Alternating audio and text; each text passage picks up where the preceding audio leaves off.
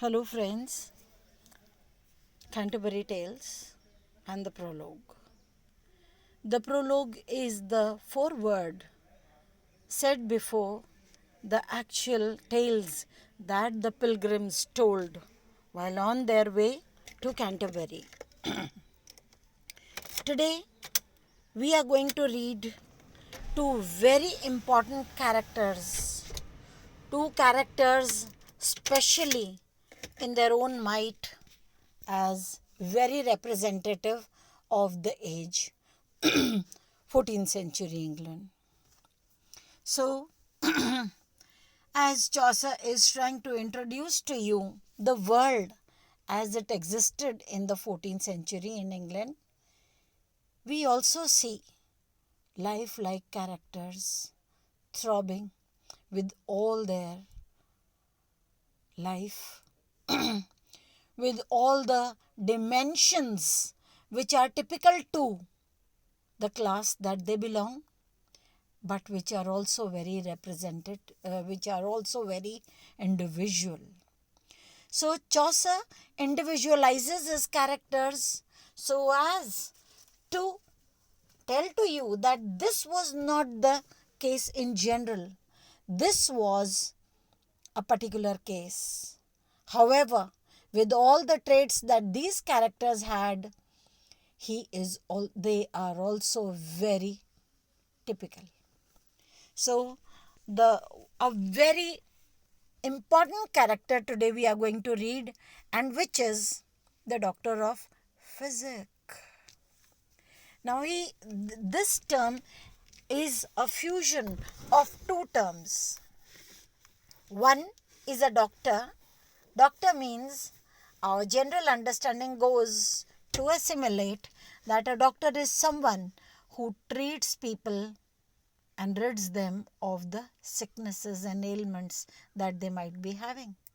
But the one who is a doctor should be a doctor who is grounded in zoology, whereas this one is a doctor in physic.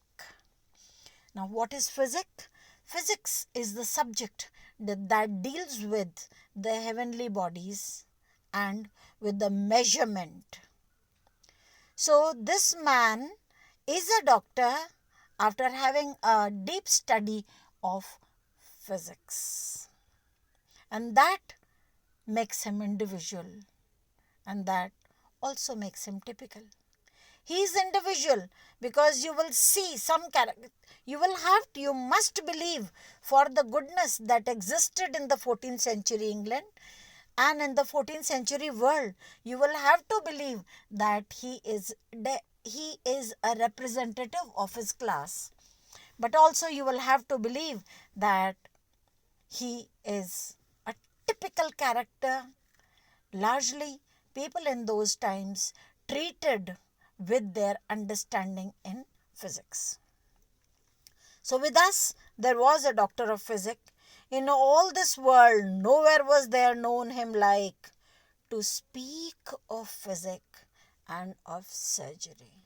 So he is perfect, not because he exercises his learning, but because he speaks of physic. He speaks his learning. So whether he is putting it into exercise is not the question now. The question is how deftly does he deliver the wisdom that he has acquired. So he spoke of physics and surgery because he was grounded in astronomy. Now look at the paradox. If one speaks about physics and of surgery, why should he be grounded in astronomy? Astronomy is the study of heavenly bodies. Because this man, let's see how. He kept his patients a full great deal in hours by his magic natural. And look at this, the paradoxical term, magic and natural. So he told to the people that this is a natural thing. This is all from the nature. The medicines that I am administering on you is a natural thing, but that he also said that it was magical. Now we all know that something which is magical cannot be natural, and something which is natural cannot be magical. But this man is special. He is individual in his rights because he exercises physics and surgery and medicine after his perfection in astronomy, and he kept them in great deal in hours. So the medicines that he administered was not of two times a day or three times a day. It was to be given hourly. Well could he fortune the ascendance of the images for his patients. So he could he could foretell, he could really assess which heavenly body was coming to influence the person's sign of zodiac. So this is astronomy. Astronomy says that it doesn't speak of the 12 months of the year. It speaks about the time that sun stays to put its impact upon the 12 signs of zodiac. So how it comes, and with it come the impact of the other heavenly bodies. So he used to ascertain the coming, just as the fortune tellers do. So he is more of a fortune teller and nothing of a doctor, as far as my understanding goes, and as far as general understanding goes. What does the heavenly body really impact for a zoologist who has never had his understanding of heavenly bodies? He knew the cause of every malady, were it of hot or cold or moist or dry, and where they engendered, and of what humour. So this is Chaucer's humour. Humour are the four essential elements of which man is composed: hot, cold, moist, and dry. The fire, the earth, the water, and the air. Hot is fire, cold is earth, moist is water, and dry is air. So he knew what was the cause of the malady and where this problem shooted out, and caused by which humour, caused by which of the four elements. He was a very perfect practitioner. So ultimately, Chaucer has to reveal that he is no doctor. He is a practitioner. Practitioner is someone who is given a license because he has worked under the care of a doctor, so who has a license to prescribe medicines, and medicines which are actually to be prescribed by a doctor. So he was a very perfect practitioner. The cause know, and of his harm the root. So he also knew the causes and the root of all harms. And then he gave the sick man his boot. So he did not give ordinary medicines to the sick man. He gave his boot. Boot is booty, a very precious thing. Full ready had he his apothecaries to send him drugs and his leturies. Apothecaries are the druggists, the manufacturers or the distributors of medicine. So he knew all the distributors to send him drugs, the medicines and the leturies, the chemicals. So very well, a good acquaintance he had with the manufacturers. For each of them made other for to win. And why did he have acquaintance? Because both of them profited. Whatever nonsense substance these apothecaries used to prepare, that was sold. Otherwise, a doctor would not prescribe that. But this doctor of physic prescribed it, and both of them were making profits from each other. His friendship was not new to begin, and he would strike a friendship with anyone at the smallest acquaintance. Well knew he the old Asclepius and Discordus, and also Rufus, old Hippocras, Haley, and Gillen, Serapion, Rhazes, and Avicen, Averroes, Damascen, and Constantine, Bernard, and Gadsden, and Gilbertin. So these are the name of those writers or of those people who are associated with physics and with astronomy. Because in the beginning, Chaucer had said that there was no one like him to speak of medicine and of surgery and astronomy. So he used to subjugate his people by mentioning these deadly names, which were deadlier than even the ailment that they came to suffer from. So if someone tells you that you are suffering from PUO, and if someone says that you are suffering from fever, I know you would take easy if I said fever. But if I said PUO, which is also the name of fever, ordinary fever, you may be led to be so anxiety driven that you would believe to take any medicine that I was being given to you, so that you could rid yourself from that stupid malady that was PO. So he mentioned all these deadly names, these names which were not in common understanding of science, so that he could frighten his patients. Now he told all this, but of his diet measurable was he. So he took every care to take a very measurable diet.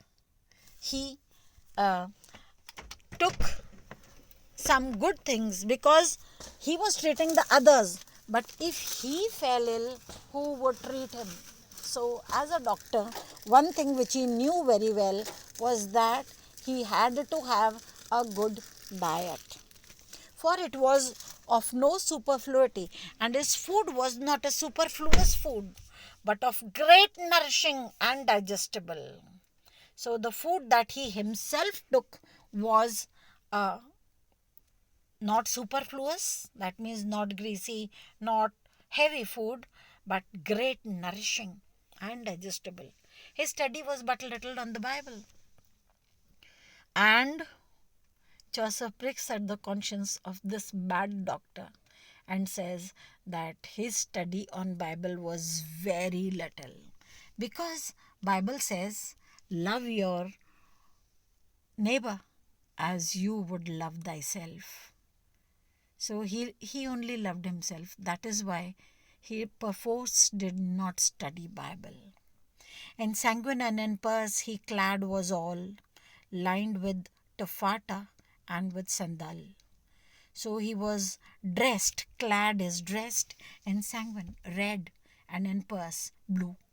So these are the two colors, the two primary colors, which when worn, a composite influence of these will keep the person away from suffering.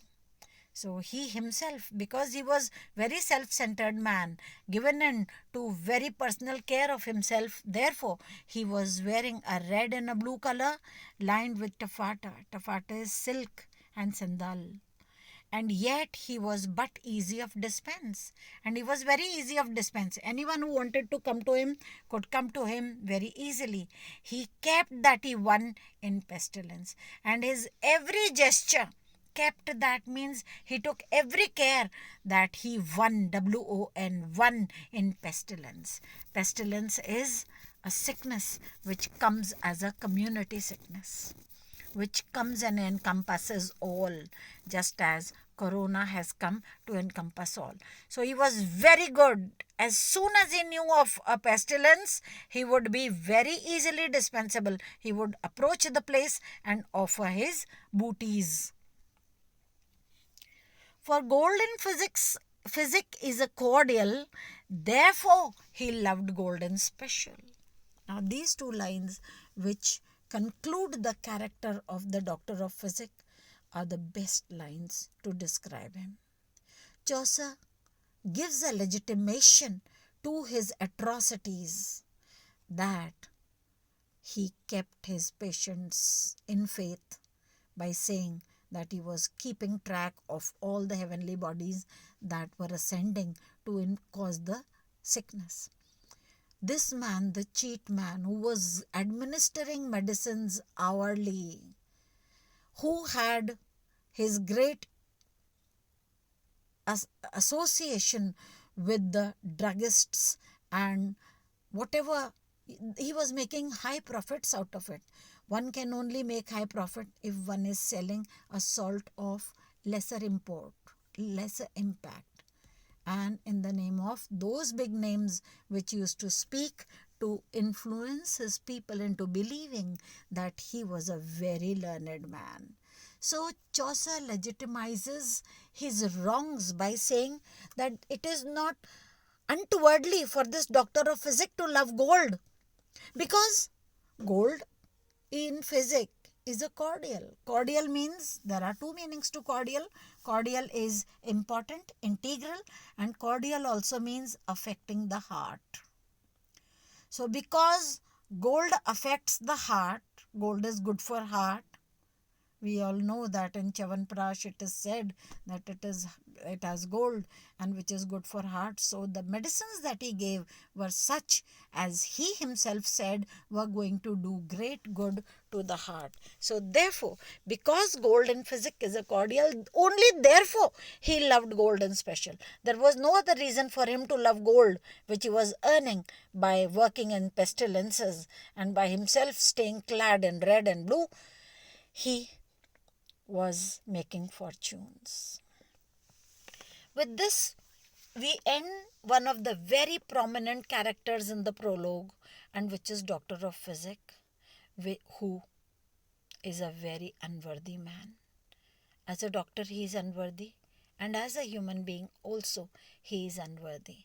And therefore, because of this sickness in his heart, in his own heart, the evil in his heart, it is just appropriate that he should go to Canterbury to have his soul cleansed of this sickness.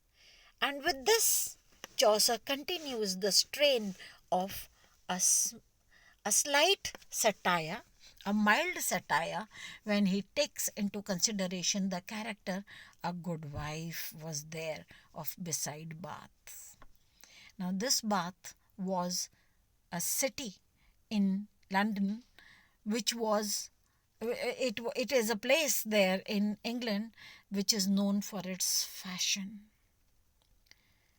You must have read the mention of Bath in Importance of Being Earnest. They all did their mischief in the city of Bath. So here there is a mischievous, there is a very fine woman, a good wife. She is not a woman, she is a wife. Now, why does he call her a wife? Because she had been wife on a general understanding and on a general acceptance 5 times. We'll read further that she went to church 5 times to get married, beside other company in youth. So this wife of Bath, she is the wife, and she is a good one. She was somewhat deaf, and that was a scath. So she was somewhat deaf. Her hearing was not proper, and this is a scath, means it's a pity. Of cloth making she had such an aunt, she passed them of Ypres and of Ghent. So, of cloth making, she is a tradeswoman. She is an artisan, and she makes cloth with such an aunt, with such expertise, that she could say that they were from Ypres or of Ghent. These were the places in the Middle East which were known for their finest muslin and finest silk. In all the parish wife, none was there known that to the offering before her should go. So in all the parish is the religious, the area identified by religion, which was under the care of one parson, one religious teacher. parish is, in those times cities were not defined by their physical boundaries only. The physical boundaries were made in accordance to the religious boundaries, that which area was to be governed by which. So in all the parish wife, none was there known that to the offering before her should go. Offering is the charity one makes in the church on a Sunday mass. And if they did, certainly so rude was she was out of all charity. And if any woman went ahead of her, because the first one who goes there is the one who is making the largest donation. So she always made big donations, compensating for all the mischief that she was making. She used to make good donations at the churches, and she disallowed any other wife in the parish to go before her. And if at all someone did, she would not donate that day. Her kerchiefs full fine were of ground, I do swear they weighed 10 pound. So the kerchief, the handkerchief that she had tied in her neck and over her head, were of fine ground. Ground is substance. They were the finest of the kind. Because if she was making the finest kind of cloth, why shouldn't she parade with it? Why shouldn't she advertise for it? So she wore that handkerchief, which were full fine of material, and I dare to say, Chaucer says, I dare to say that each costed 10 pound, which is a very handsome amount, and which on a Sunday were upon her head. Her hosen were of fine scarlet red. Hosen are stockings. She had put on stockings red in colour. A dignified person, a lady who is not very mischievous, would wear a white or a skin color or a black, but she had put on red stockings, full straight tied, and shoes full moist and new. Bold was her face, and fair and red of hue. So these socks were full straight tied. They were not hanging loose on her calves. She had tied them high up, and the shoes were moist and new, and bold was her face, and fair and red in complexion. She was a worthy woman all her life. Husbands at church door, she had 5. So if one is worthy, means one should be worthy always.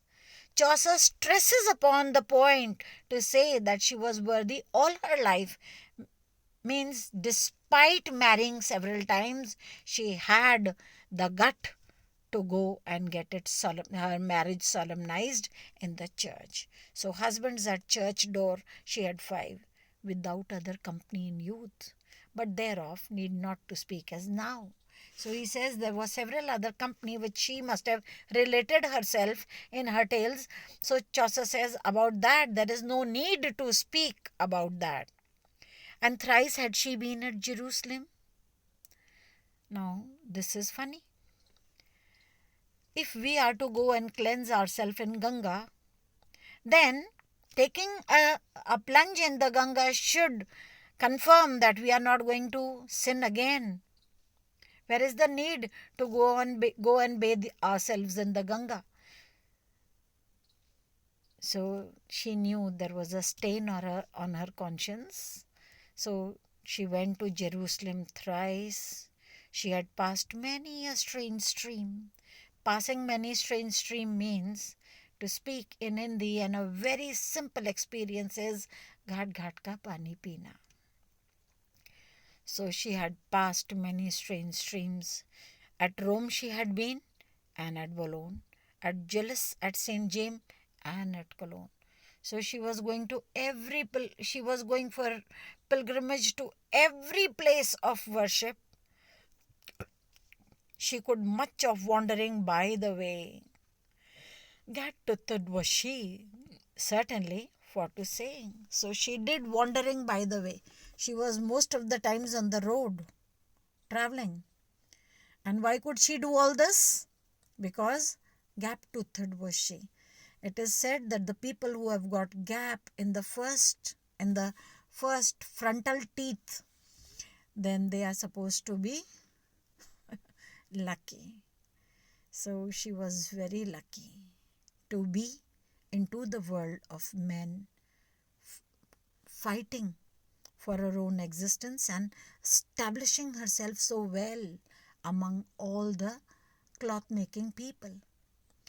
And she is also lucky to have so many husbands to follow her in the church to get married. So for all that, and for all her wanderings by the way, Chaucer says it is all because she is gap-toothed. Upon an ambler easily she sat. Ambler is the horse that has got a very broad back. And why did she come to sit on a broad back? Because she was broad herself, which Chaucer will not say directly, and that is his humor. He would mention the horse and you have to assimilate, because a thin person would not be able to sit on a broad-backed horse. Upon an ambler easily she sat, wimpled well, and on her head a hat as broad as is a buckler or a taj. So a very broad hat she was wearing to protect herself from sun, which was as broad as is a shield. A foot mantle about her hip large. And now Chaucer cannot contain himself in taking every measure to describe this wife of Bath in every detail. So he commits ultimately that she was wearing a foot mantle, a skirt about her hips large, and on her feet a pair of spurs sharp. So there were pom-poms in her shoes, which showed amply well that she is after fashion. In fellowship well could she laugh and carp. So this lady, this wife of Bath, when she was in fellowship, that is in company, in merry company, she could laugh loudly and she could carp. Carp is jest, make jokes, crack jokes. So she could laugh and carp. Of remedies of love she knew perchance, for she could of that art the old dance. So she knew all the remedies of love by perchance. If anyone was in trouble, they would just come to her and she would rid them of all the troubles that they had fallen. Why? Because she knew that art as an old dance. She had danced into this field for a very long time with all the company in the youth, with all the 5 men she had been with to the church door, and with all the men that she was struggling for her existence in the area of cloth making. So she is the second character, woman character in the prologue. And Chaucer perforce takes 2 women. The first one that we read was the nun, and the second one that we have read now is the wife of Bath. He would, if all the pilgrims were men, they would have turned boisterous and would have gone beyond control. These 2 women characters would keep the company sober. The nun, with her courtly love, still is fit to be in the company of men. And this wife of Bath is a complete match to the wits of the men who were on the pilgrimage. So this is Chaucer's humor. He would write down a document full of all humanity that existed on earth. Not just men, women as well. If men had their desires towards courtly love and courtly existence, women would not stay behind. They would prove themselves as fit to being there. Thank you. That is all for today.